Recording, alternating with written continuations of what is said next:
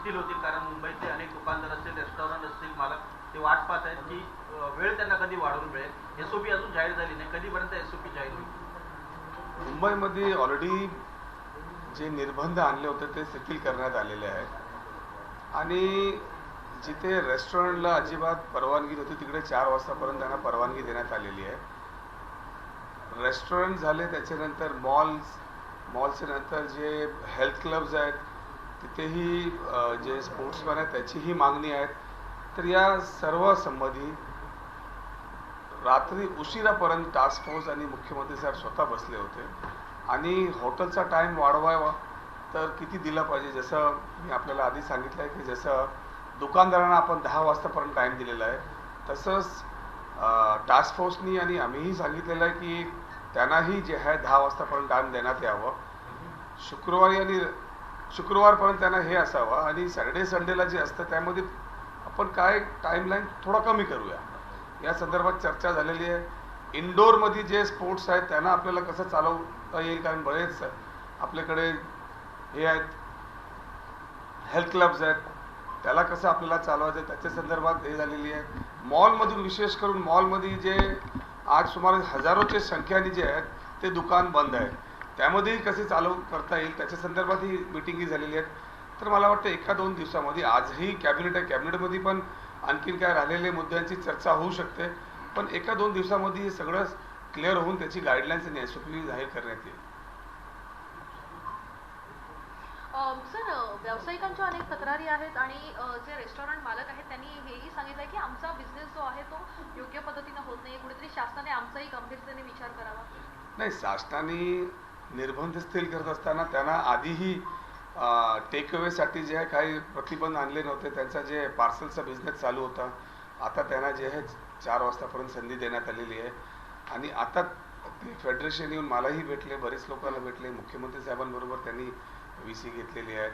त्यांनाही आश्वासन शासनातर्फे देण्यात आलेलं आहे की त्यांचाही टायमिंग कसा वाढवता येईल. आणि विशेष करून मॉलचे जे फार आग्रह होता, मॉलवाल्यांची पण हजारोची संख्येने दुकानं या मुंबई शहरामध्ये आहेत, त्याच्यासाठीही करणार. आणि स्पोर्ट्समॅन म्हणजे मी स्वतः एक स्पोर्ट्समॅन आहे, तर लोकांना वॉक करण्यासाठी किंवा इनडोअर गेमसाठी म्हणजे काय जिथे समजा बॅडमिंटन प्लेयर असतील तर 2 लोक खेळणारे असतील किंवा दुसरे काय तिकडे जिम्नॅशियम सारखे जे प्रोडक्ट असतील जिथे आपण स्कॉश म्हणू शकतो किंवा बॅडमिंटन सारखे आणखीन जे वेगळे जे असतात त्यामध्ये पण सगळं बारकाईने विचार करण्यात आलेला आहे. आणि मला वाटतं की लिमिटेशन ठेवून आणि कडक एसओपी करून हे सगळे मला वाटतं की तयार होऊन 1-2 दिवसातच त्याच्या लोकांसमोर ते एसओपी येणार. सर, चित्रपटगृह, नाट्यगृह अजूनही बंद आहेत आणि काही रंगकर्मी, काही ऍक्टर्सने काल अमित देशमुख यांची देखील भेट घेतलेली आहे. आजच्या कॅबिनेटमध्ये या संदर्भात काही चर्चा अपेक्षित आहे ना? मी आधीही आपल्याला सांगितलं आहे की आपल्याला हे लॉकडाऊन उघडायचं आपण जे सुरुवात केलेली आहे ते आपण टप्प्याटप्प्याने केलं तर योग्य होणार आहे. कारण आता आपण रेल्वेचा एक प्रवास 15 ऑगस्टपासून सुरू करणार आहेत, तर त्याच्यासाठी आपल्याला सगळी मशिनरी तयार करावं लागेल. म्हणजे आज आपण प्लॅटफॉर्मच्या बाहेर महानगरपालिकेचे लोकांना बसवलेलं आहे, त्याच पार्श्वभूमीवर आपण ॲप तयार करणार. ज्याच्याकडे स्मार्टफोन आहे त्या ॲपने आपले पासेस वगैरे कसं त्यांना करता येईल. आणि ऑफलाईन म्हणजे सर्व काय श्रीमंत नाही, सगळ्यांकडे काय स्मार्टफोन नसतात, म्हणजे सारखे गोरगरिबांचा जे आहे ते साधारण फोन असतं. मग साधारण फोन ज्यांच्याकडे असेल त्यांना लोकल वॉर्ड लेवलवरती काहीतरी व्यवस्था करावं लागेल, प्लॅटफॉर्मच्या बाहेर त्यांच्यासाठी व्यवस्था करावं लागेल. शेवटी हे चालू करत असताना बरीच काही कामं सरकारला बघावं लागतं, कारण परत जी परिस्थिती मुंबईची आधी होती जी आता केरळाची झाली तशी परिस्थिती मुंबईमध्ये होता कामा नये. आज मुंबईमध्ये जर आपण बघितलं गेलं तर बाहेरची पण हजारोच्या संख्येने लोक येत आहेत. तर हे सगळं जे फुटफॉल आहे ते बाहेरच्या लोकांचा यायचा किंवा जे बाहेरचे जिल्ह्यातून लोक येतात आणि आपल्या कामं नोकऱ्या वगैरे करून जातात, हे सर्व लक्षात घेऊन एक टप्प्याटप्प्याने आपण उघडत जाणार आहे. आणि शेवटी विरोधी पक्षाने कितीही फोर्स केला आणि दबाव टाकला तर त्याच्यात हे होणार नाही. आणि विशेष करून जे धार्मिक स्थळं असतील, बाकी ते त्यांचा दुसरा काय नाट्यगृह असतील, त्याच्यावरती अजून आपल्याला थोडा विचार करावा लागेल. कारण हे कॉम्पॅक्ट असतात, कॉम्पॅक्टमध्ये लिमिटेशन नसतं. कारण धार्मिक स्थळं जर उघडलं तर त्यामध्ये त्यांना लोकांना जे आतमध्ये जे जात असतात त्यांना ते जे ट्रस्टी असतात किंवा जे संचालक असतात त्यांच्यावरती एवढा जोर असतो की ते कोणाला थांबवू शकत नाही. तर त्याला पण आपल्याला चालू करायचं, तर कसं करायचं. आता गणेशोत्सव येतोय, त्याच्यासाठीही SOP आलेली आहे, त्याचेही आपल्याला लक्ष द्यायचं आहे. कारण हा या राज्याचा सर्वात मोठा सण आहे. त्यामध्ये मागच्या वेळी कसं सगळे मंडलवाल्यांनी आपल्याला सहकार्य केलं होतं, त्याच अपेक्षा आता परत सरकारची आहे. हे सगळं करत असताना आपल्याला हेही बघायचं आहे की परत केसेस आपल्याला वाढता कामा नये. ऑलरेडी आपण मुंबईमध्ये तशी तयारी ठेवलेली आहे, मुंबईच्या बाहेरही ठेवलेली आहे. आपण आपल्या नवीन इन्फ्रास्ट्रक्चर उभा करून ठेवलेलं आहे, जिथे 6,000पेक्षा जास्त आणखीन पेशंटला आपण ट्रीटमेंट देऊ शकतो. पिडियाट्रिक सेंटर पण आपण तयार केलेलं आहे. आता पिडियाट्रिकचे जे टास्क फोर्स आहे त्यांचंही म्हणणं थोडं वेगळं असतं. तर या सगळ्यावर भरपूर चर्चा, म्हणजे असंच नाही की फक्त टास्क फोर्सने रिकमेंड केलं आणि त्याला इम्प्लिमेंट केलं, त्याच्यानंतर मंत्री लोक त्याच्यावरती बघत आहेत, मुख्यमंत्री विशेष करून त्याच्यावरती 2-2, 3-3 तास विचार करत आहे आणि त्याच्यावरती आपण मार्ग काढण्याचा प्रयत्न करतो. पण आता जे आहे मॅक्झिमम जे आहे रिलीफ एक आठवड्यामध्ये एक करून आपण मुंबईकरांना देऊ. टास्क फोर्सनं विनंती केली होती, सूचना केली होती की लवकर शाळा उघडण्यासाठी निसर्गही निर्णय करू नये, तर देखील 17 ऑगस्टपासून शाळा सुरू कराव्यात असं परिपत्रक काल शिक्षण विभागाने काढलेलं आहे. आता टास्क फोर्सने रिकमेंड केला आणि बाकीचे बी जर आपण बघायला गेलो तर ते पालकांचे पण वेगवेगळे मत आहेत. काही लोक म्हणतात की शाळा उघडली पाहिजे, काही लोक म्हणतात की नाही शाळा अजून उघडू नका, कारण त्याच्यावरती मग परिणाम काय होतील.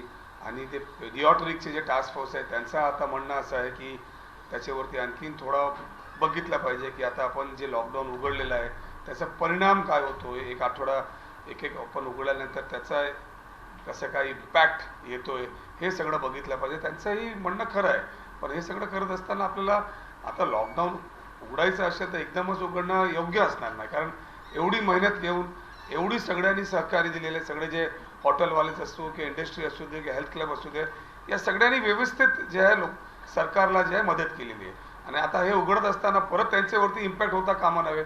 आता जर आपण उघडलं, सगळ्यांना संधी दिली, मुभा दिली आणि अचानक केसेस वाढू लागले, मग परत बंद करायचा आणि परत अशी परिस्थिती मुंबईत येऊ नये किंवा महाराष्ट्रात येऊ नये, हेही सरकारला बघावं लागेल. लोकलमधून सर्वसामान्य नागरिकांना 2 लस पूर्ण झाल्यानंतर प्रवास करण्याची अनुमती दिली आहे, तर मग रेस्टॉरंटमध्ये किंवा मॉलमधले जे कर्मचारी आहेत त्यांना देखील त्यांच्या कामाच्या ठिकाणी मॉलमध्ये किंवा रेस्टॉरंटमध्ये काम करण्याची अनुमती द्यावी आणि वेळ देखील वाढवून द्यावी, रात्री 11पर्यंत वेळ मिळावी, अशी सगळ्यांची मागणी केली. नाही, डेफिनेटली ज्यांची 2 लस झाली किंवा जे दुकानं उघडतील किंवा जे मॉलमध्ये आपण आता त्यांना मुभा देणार आहे, त्यामध्ये जे कर्मचारी असतील त्यांना तर कंपल्सरी त्यांचे 2 डोसेस होऊन त्यांना ते आपला जे नियम आहे 14 दिवसाचा ते झाल्यानंतरच तिथे काम करता येईल. आणि मॉलमध्ये आपल्याला ज्यांची 2 लस झालेली, आता आज सुमारे 20 लाख लोकांची मुंबईमध्ये 2 डोसेस कंप्लीट झालेली आहे. मग त्यांना मॉलमध्ये जाण्यामध्ये काय प्रॉब्लेम होता कामा नये, किंवा मॉलमध्ये ज्यांची लस झाली नाही, 1 झाली असेल तर काय अँटीजेन टेस्ट तिकडे मॉलच्या बाहेर ठेवता येईल का, हे सगळं आपल्या मार्गावरतीच आहे. आणि दुकानाला ऑलरेडी आपण मला वाटतं की 10पर्यंत आता संधी दिलेली आहे आणि सध्या 10च्या वर जायचा प्रश्नच होत नाही, कारण आपण जसं बघायला गेलं तर मग ते बोलतील 11 द्या, 12 द्या, 1 द्या. पहिला हे कंट्रोलमध्ये जर व्यवस्थित आला जसं आत्ता आहे आणि केसेस जर वाढत नसतील तर आपण पुढे विचार करू शकतो की जसं आधी चालायचं त्याच पद्धतीने हॉटेल आणि रेस्टॉरंट्स असू द्या किंवा दुकान असू द्या, मग आपण चालू देऊ. सरकारची तर हे सगळं संपल्यानंतर अशी मानसिकता आहे की दुकानं जर या मुंबई शहरामध्ये दुकानं असू द्या किंवा मॉल असू द्या की रेस्टॉरंट्स असू द्या, जर 24 तास पण उघडायचं असेल तर हे कॉन्सेप्ट आमचा चाललाच होता की मुंबईमध्ये लोक बाहेरून येतात, ते इथे बिझनेससाठी येतात, रात्री संध्याकाळी फ्री झाल्यानंतर त्यांना काय दुसरा एंटरटेनमेंटचा सोर्स नसतो किंवा बसायचा सोर्स नसतो, तर हे बेसिकली एक कमर्शियल हब आहे. पण हे सगळं करत असताना मध्ये कोरोना आला. जर कोरोना नाही आला असता तर 24 तास आपल्याला मुंबई उघडी कसा ठेवता येईल त्याच्यावरतीही आपला प्रयत्न चालू होता. निर्णय घेत असताना महाविकास आघाडीच्या मंत्र्यांमध्ये नाराजी आहे की टास्कफोर्सची बैठक होते परंतु निर्णय घेतला. समजा मुंबईचा जर निर्णय घ्यायचा असेल तर पालकमंत्री म्हणून लोकांच्या काय मागण्या आहेत, व्यापाऱ्यांच्या काय मागण्या तुम्हाला माहिती आहे, त्या ठिकाणी तुम्हाला बैठकीत घेणं महत्त्वाचं वाटत नाही का? आता प्रत्येक जिल्ह्यामध्ये मुख्यमंत्री साहेबांनी ऑलरेडी सांगितलं आहे की जे पालकमंत्री आहेत, जे कमिशनर आहेत, जे कलेक्टर आहेत, त्यांची आपसामध्ये एक हे होऊन मानसिकता तयार करून जे ते SOP आपल्या जिल्ह्याच्या हिशोबाने राज्यात करत आहेत. मुंबईमध्ये विशेष करून आमच्याकडे जे काही लोक येतात, आमच्याकडे जे काही मागणी आता फेडरेशनवाले घेऊन आले, आहारवाले घेऊन आले, हॉटेलचे सगळे आले, मॉलचे लोक आमच्याकडे आले तर त्यांची तक्रार आम्ही ऐकतो, बसतोय त्यांच्याबरोबर आणि हे चर्चा केल्यानंतर आम्ही टास्क फोर्स बरोबर चर्चा करतोय. मुख्यमंत्री साहेबांना आम्ही सांगतोय की असे असे आमच्याकडे निवेदन आले, त्यामध्ये त्यांचं लॉजिक काय आहे. आपण त्यांना सांगतो की हे लॉजिकल आहे, हे नाही लॉजिकल आहे. आता त्यांचं म्हणणं होतं की 10 वाजतापर्यंत आम्हाला चालू देऊ शकता. मागच्या टायमाला जे SOP काढली होती त्या टायमाला रेस्टॉरंटवाल्यांना 10 पर्यंत मुभा देण्यात आली होती. आता परत तसं केलं पाहिजे, ते लॉजिकल आहे. ते आम्ही मुख्यमंत्र्यांना सांगतोय आणि आज बैठक आहे, बैठकमध्ये आम्हाला बोलता येतं. आता टास्क फोर्समध्ये पण एवढी लोक असते, मग 100 लोकांना घेऊन विचार करणं येऊन सगळ्यांचा रिपोर्ट तयार होणे, ठराविक लोक बसून आणि जेव्हा राज्याचे प्रमुख मुख्यमंत्री स्वतः त्याच्यावरती 2-2, 3-3 तास बसून विचार करत असतील तर याच्यात सगळ्यांचा सहभाग होणं गरजेचं आहे. आमचं जे म्हणणं आहे ते आम्ही शेवटी फोनवरती मांडलं किंवा लेखी दिलं तर एकच होतं. दुसरी लस घेण्यासाठी लसीकरण केंद्रावरती मोठ्या प्रमाणात गर्दी होती आहे. त्याचबरोबर रेल्वेमधून जे काही पास दिले जाणार आहेत महापालिकेमार्फत ते घेण्यासाठी देखील मोठ्या प्रमाणात लोकांची गर्दी होताना दिसते आहे. तर सुरुवातीला आता एवढे दिवस बंद होते आणि ज्यांना आता कामाला जायचं आहे तर गर्दी होणारच, स्वाभाविक आहे. आणि आता आपण ॲपही तयार करतोय. 15 ऑगस्टपर्यंत हे ॲप आपण लॉन्च करूया आणि ज्यांचे स्मार्टफोन आहे ते स्वतः त्या ॲपमधून ते आपलं हे करू शकतं. आणि नाहीतरी ऑफलाईन पण आपण आज सुविधा रेल्वे स्टेशनच्या बाहेर केलेली. त्याच्यानंतर आपल्याला मी सांगितलं होतं की म्युन्सिपल वॉर्ड आपले महानगरपालिकाचे जेवढे आहेत त्यामध्येही ऑफलाईनची सुविधा करणार. ज्यांच्याकडे स्मार्टफोन नाही, जे गोरगरीब आहेत ते जाऊन तिकडे आपलं सर्टिफिकेट जाऊन आपलं हे घेऊ शकतं. पण स्ट्रीमलाईन करायला आज चालू केला आणि 24 तासामध्ये सगळं काय जादूची छडीसारखा होऊन जाणार असं होणार नाही. कारण आज हजारोनी लाखोची संख्येने लोक घरी बसल्यात, त्यांना प्रवास करायचा आहे, तर आठवड्यामध्ये सगळं व्यवस्थित होऊन जाईल.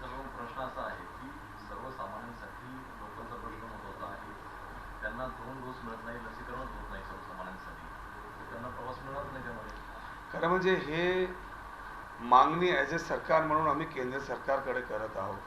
एवढं मोठं राज्य आहे आमचं आणि अजून जे आहे ते 10-15% लसीकरण झालेलं नाही.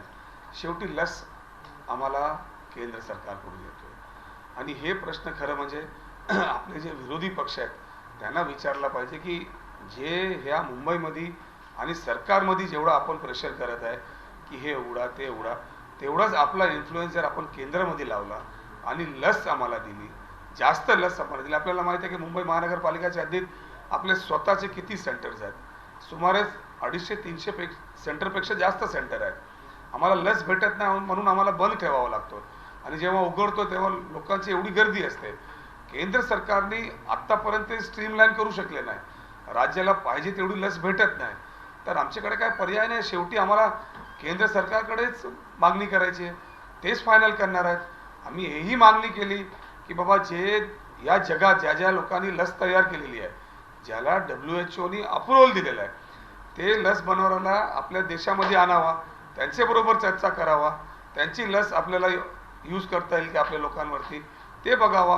जेवढं जास्त लसीकरण होणार, जेवढं फास्ट लसीकरण होणार, तेवढं आपल्याला देश आणि मुंबई उघडता येईल. सर, तुम्ही मगाशी म्हणालात की 24 तास ही मुंबई ओपन करण्याचा आमचा मानस आहे, पण मध्ये आता सध्या कोरोनाची परिस्थिती उद्भवलेली आहे. पण सध्या कोरोना रुग्णांची संख्या ज्या पद्धतीनं कमी होतीये, तुम्हाला असं वाटतं की नाईट लाईफ पुन्हा चालू होऊ शकते? नाही, बघा सध्या नाईट लाईफ बद्दल तर काय प्रश्नच उद्भवत होत नाही. कारण तिथे आपल्याला माहित आहे की रात्री नाईट लाईफ म्हणजे चालूच 10च्या नंतर होतं आणि आपण आता परवानगीच 10 पर्यंत दिलेली आहे. तर त्याचा प्रश्नच आता सध्याची परिस्थितीमध्ये मला समोर त्याच्यात काय रिलीफ द्यायचं काय दिसत नाही. केंद्राकडनं अजूनही राज्याला पुरेसा लसींचा पुरवठा होत नाही, त्यामुळे लसीकरण काही दिवस बंद करावं लागतं आहे. 100% आपण बघितलं असेल गेल्या 2 महिन्यामध्ये कितींदा तरी मला एक कुठलाही महिना असा गेला नाही जिथे आपल्याला 3-4 दिवस सेंटर बंद करायला नाही लागलं. प्रत्येक महिन्याला हे चाललेलं आहे आणि त्यामध्ये लोकांचा किती हाल होतोय. कारण ते सेंटरला पोचतात, त्यांना लस भेटत नाही, त्यांची हकालपट्टी होतोय, तिकडे बोमाबोम होतोय. शेवटी कुठेतरी राज्य सरकारवरती दबाव असतो, राज्य सरकार बदनाम होत आहे. पण हे लस देण्याचं काम तर केंद्र सरकार करत आहे, तर ही जबाबदारी केंद्र सरकारचीच आहे की त्यांनी जे जास्तीत जास्त लस द्यावा. किंवा आमची तयारी आम्ही दाखवलेली आहे. बाहेरून जे कंपनीला तुम्ही फायनलाइज करा, त्यांच्याकडून आम्ही पैसे देऊन आमच्या राज्यामध्ये आम्ही सगळ्यांना फ्री लस देण्याकरता आमची तयारी आहे. केंद्र सरकार दुजाभाव करते लस वितरणामध्ये. हे तर आपल्या सगळ्यांना माहीत आहे. आपण जेवढे प्रेसवाले आहेत त्यांनाही लस भेटत नव्हते. कॅमेरा घेऊन आपण फिरत होता. आपणही मागणी आमच्याकडे करत होतो. आम्ही तुमची मागणी तिथे करत होतो. कोणाला लस द्यायचं, किती लस द्यायचं, हे तरी ठरवायचं काम त्यांनीच केलेलं आहे. सर हिंदी में आपसे समझना चाहेंगे, आज कैबिनेट की बैठक है, आप जो 10 बजे तक दुकान होटल्स बार खोलने की लगातार जो मांग हो रही है एसोसिएशन की तरफ से, क्या आज न्याय मिलने जा रहा है? देखिए ऐसा है कि उनकी जो मांग है वो जायज़ है और उनकी जो मांग को मैं पहले से ही कह रहा हूँ कि एज ए पालक मंत्री मुंबई शहर का मुझे लगता है कि अगर हमने दुकानों को 10 बजे तक का टाइम दिया है तो होटल्स को भी जो है वो 10 बजे तक का टाइम देना चाहिए. इस सिलसिले में हमने जो है टास्क फोर्स से बात की. इस सिलसिले में हमने मुख्यमंत्री जी के पास हमारी बातें रखी है. आज भी कैबिनेट है. हम ये चाहेंगे कि जो 10 बजे तक का टाइम दुकानों को मिला है वो मॉल्स वालों को भी मिलना चाहिए, क्योंकि आज मॉल में भी हज़ारों की संख्या में दुकानें बंद है. उसमें भी जो है जो लोग बैठने वाले जो कर्मचारी होंगे उसमें हम कंपलसरी करेंगे कि उनका 2 डोजेस पूरा होना चाहिए. दुकानें नहीं खुलेंगी, इस तरीके से व्यापार नहीं होगा तो और लोगों की नौकरियाँ जाएगी, आर्थिक नुकसान होगा. अब केसेस कम हो तो हमें थोड़ा थोड़ा खोलना है, लेकिन थोड़ा थोड़ा खोलते समय ये भी देखना है हमें कि आगे चल के केसेस ना बढ़े, उसकी थोड़ी हमें सावधानी रखनी होगी. हम होटल्स के साथ मॉल्स के अंदर की दुकान भी खोलने के बारे में आगे बढ़ रहे हैं. उसके अलावा हेल्थ क्लब्स जो हैं, सारे हेल्थ क्लब के अंदर भी हम जितनी ज़्यादा चीज़ें खोल सकते हैं, क्योंकि जितने स्पोर्ट्समैन हैं, जितने स्पोर्ट्स के बच्चे हैं, चाहे स्विमिंग करने वाले, मेरे पास एक फेडरेशन आया था कि जो इवेंट्स में पार्टिसिपेट करते हैं उनको भी जो है उनको फ़ायदा नहीं हो रहा, उनकी एक्सरसाइज नहीं हो पा रही है, उनकी ट्रेनिंग्स नहीं हो पा रही है. तो ये सारी सिलसिले में हमने बात की है, हर फील्ड में बात की है और हर फील्ड में मुझे लगता है एक एक करके इसी हफ्ते में काफ़ी रिलैक्सेशन जो है मुंबई शहरों को मिलेगा. आज कोई फैसला होने की उम्मीद है क्या? नहीं, फैसले तो हर 2-3 दिन बाद ही दिख रहे हैं. आप हो रहे कि पिछले हफ्ते आपने देखा होगा कि मुख्यमंत्री साहब ने रेलवे का जाहिर कर दिया.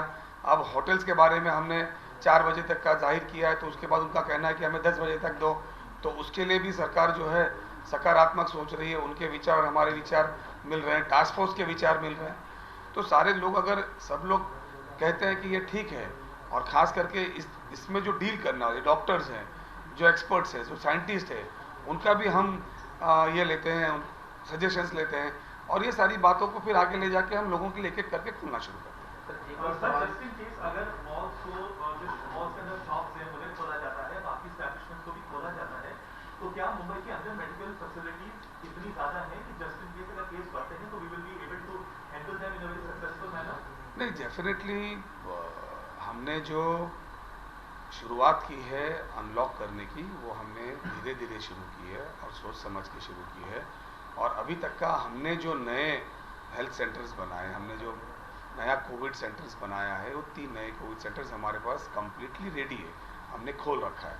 आज करीबन अगर 5,500 नए पेशेंट, यानी पुरानी जो संख्या थी उससे अगर नए भी अगर 6,000 पेशेंट आते हैं, उसमें पीडियाट्रिक के भी जो नए नए केसेस आते हैं, वैसे भी अगर पेशेंट आते हैं, तो उन सब की हमने तैयारी करके रखी हुई है. और सारे चैनल्स ने उसको कवर भी किया. एक तो मेरे ही मतदार संघ के अंदर है, जहाँ पे हज़ारों की संख्या में बेड्स रेडी हैं, ऑक्सीजन हमने सब जगह लगा दिया है, तैयारियाँ हमारी सब पूरी है. लेकिन हम दुआ ये करते हैं कि वहाँ किसी को जाने की नौबत नहीं है. लेकिन जब हम खोलेंगे और जिस तरीके से हम बाकी के देशों को स्टडी करते हैं, उसमें जो केसेस अगर बढ़ेंगे तो उसकी भी जो है सरकार की तरफ से पूरी तैयारी है. सर एक सवाल और, सर आपको लगता है कि मुंबई में जितनी भी हेल्थ एजेंसीज हैं, लोगों के हेल्थ परसेप्शन को चेंज करने में सक्सेसफुल रही है? क्योंकि हम देख रहे हैं बीएमसी ने सिर्फ फेस मास्क का फाइन लगाने में ही करीब 70 करोड़ अर्जित कर लिए हैं. तो जो परसेप्शन चेंज है सेफ्टी को लेकर, कोविड एप्रोप्रिएट बिहेवियर को अपनाने में, क्या बीएमसी या हेल्थ एजेंसी सक्सेसफुल रही है या अभी भी बहुत समय लगेगा? नहीं, अगर सक्सेसफुल नहीं होती तो इतना बड़ा पैसा दंड के आकार में क्यों आता? फिर भी हमारा जो ड्राइव था वो लोगों को समझाने की ज़रूरत थी. काफ़ी रेजिस्टेंट भी हुआ. आपने देखा कि ये खाली हमारे ही देश में, हमारे मुंबई में नहीं हुआ. आप अगर देखते बाकी के देशों में, तो मेरे ख्याल से अगर आप दुबई का देखते तो दुबई में तो हज़ार वहाँ के जो पैसे हैं उनका उन्होंने फ़ाइन रखा था. तो उस तुलना में हमने कुछ भी नहीं रखा था, क्योंकि हमें पता है कि मुंबई शहर में बहुत ज़्यादा लोग जो है वो झुग्गियों में रहते हैं, गरीब है, वो इतना फ़ाइन नहीं भर पाएंगे. लेकिन आज आप देखिए कि अमेरिका जैसे या यूरोप में, लंदन जैसे जिन्होंने अनलॉक किया था, आज अनलॉक करने के बाद में पहले उन्होंने मास्क हटा दिए थे, लेकिन फिर से जो है उनको कंपल्शन लाना पड़ा क्योंकि नया वेरिएंट आ रहा है, उसके लिए मास्क लगाना ज़रूरी है। तो जो दुनिया में हो रहा है वही हम करेंगे। कोई नया रॉकेट साइंस ला के कुछ नया तो हमारे देश में हो नहीं सकता है। तो जो ज़्यादा डेवलप्ड देश हैं वो जो पैरामीटर यूज़ करते हैं, WHO जो अपनी गाइडलाइंस देती है उसको हमारे ICMR से साथ में चर्चा होने के बाद में देश में जो भी निर्णय लिया जाता है उसको हम कायम करने का काम करते हैं। सर एक सवाल और है, एक बड़ी दिलचस्प बात है कि इस बार जो केसेस सामने आए हैं वो स्लम कॉलोनी से, स्पेशली धारावी से नहीं आए हैं, बल्कि रेजिडेंशियल टावर से सबर्बन एरिया में आ रहे हैं। इसे आप किस तरीके से देखते हैं? अब बेसिकली ये एक टास्क फोर्स में भी जो है वो चर्चा इस सिलसिले में निकली थी कि पहले जो केसेस आए थे वो बिल्डिंग्स में ज़्यादा आए, फिर थोड़े स्लम्स में आए, फिर से बिल्डिंग्स में ज़्यादा आ रहे हैं। तो बीच में आपने देखा होगा कि बहुत सारे रेस्टोरेंट्स खुल गए थे, बहुत सारी चीज़ें ओपन अप कर दी गई थी, तो शायद ज़्यादा आउटिंग उनका हुआ था, उस वजह से वो केसेस ज़्यादा आए क्या, या और अभी केसेस जो है वो स्लम में कम आ रहे हैं तो स्लम में उनका हर्ड कम्युनिटी तैयार हो गया है क्या, ये सारी चीज़ें चर्चे में हैं। लेकिन एक्चुअल बिल्डिंग्स में क्यों आ रहे हैं या स्लम्स में क्यों नहीं आ रहे हैं, ये इस वक्त उस पर कोई भी उचित बयान देना मेरे ख्याल से ठीक नहीं होगा। सर एक प्रश्न आहे, राज्य शासन आता राजीव गांधी यांच्या नावाने पुरस्कार देणार आहे, याच्या संदर्भात असं आहे की या देशामध्ये टेक्नॉलॉजी आणण्याचं कामच पंतप्रधान माननीय राजीव गांधीजींनी केलं होतं। आज काही लोक त्यांचं नाव बरेच ठिकाणी काढायला निघालेत। काही लोकांची मानसिकता अशी झालेली आहे की काँग्रेसच देशाचे बाहेर गेली पाहिजे, काँग्रेसच संपवलं पाहिजे। पण त्या लोकांना हे समजलं पाहिजे की आज जे टेक्नॉलॉजी यूज करून तुम्ही काँग्रेसला बदनाम करत आहे, ते गॅजेट, ते कम्प्युटर, ते टेलिकम्युनिकेशन, हे सगळं जे डेव्हलपमेंट झालं आहे, आज आपला देश जर त्याची तुलना अमेरिका आणि युरोप बरोबर होतोय, ते टेक्नॉलॉजी या देशामध्ये आणण्याचं काम माननीय स्वर्गवासी पंतप्रधान राजीव गांधीजींनी केलं होतं। तर त्या नावाला तुम्ही जेवढा संपवायचा प्रयत्न करणार तेवढंच ते लोकांचे मनात आहे, त्यांचे रगात आहे, सगळ्यांना माहिती आहे। सर बीजेपी ने टाइमिंग का सवाल उठाया है कि पहले केंद्र सरकार ने खेल रत्न अवार्ड से राजीव गांधी जी का नाम हटा दिया और अब tit for tat state government ने अवार्ड कॉन्स्टिट्यूट किया है जिसमें राजीव गांधी जी का नाम रख दिया है। इसे आप कैसे देखते हैं? मुझे तो ये समझ में नहीं आता है कि जो स्टेडियम में नाम दिए गए हैं वो क्रिकेट का बैट भी कभी पकड़े हैं कि नहीं, मुझे पता नहीं है। कम से कम हम जो स्टेडियम होते हैं उसमें खिलाड़ियों के नाम देते हैं या जो कॉन्सेप्ट लाता है उसका नाम देते हैं। आज हमने राजीव गांधी जी का नाम IT के मामले में क्यों दिया, क्योंकि ये सारी टेक्नोलॉजी इस देश में लाने का काम जो था वो स्वर्गवासी राजीव गांधी जी ने किया था। राजीव गांधी जी की देने कि आज इतने ज़ोरदार तरीके से आप घर पे बैठ के जो है सारी टिकटें बुक कर रहे हो, कंप्यूटराइजेशन जब किया, यही भारतीय जनता पार्टी थी जो उस वक्त विरोध कर रही थी कि ये IT की टेक्नोलॉजी अगर इस देश में आएगी तो लोग जो है अनएम्प्लॉयड हो जाएंगे, लोग जो है बेघर हो जाएंगे, लोग भूखमरी आएंगे।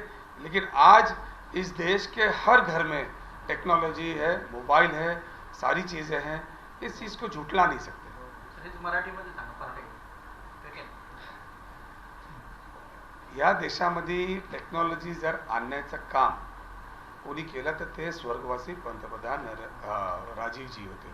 आणि आज राजीवजीचं नाव संपण्याचं किंवा संपवायचं काम भारतीय जनता पार्टी विशेष करून करत आहे। त्यांना असं वाटतोय की राजीवजीचं नाव संपवला म्हणजे काँग्रेस संपणार, काँग्रेस त्यांना नकोच या देशामध्ये।